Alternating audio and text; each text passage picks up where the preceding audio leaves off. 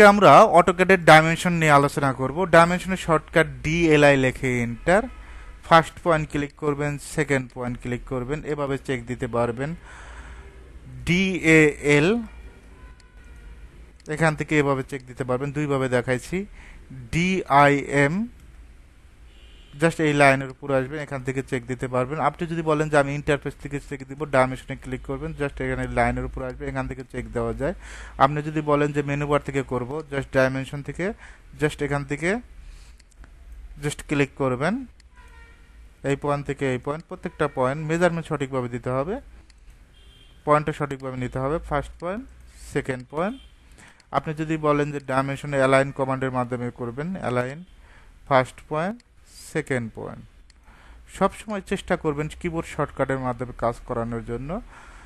যেমন এই লাইনগুলো ডিলিট করে দিই, কিবোর্ড শর্টকাটের মাধ্যমে দেখাবো।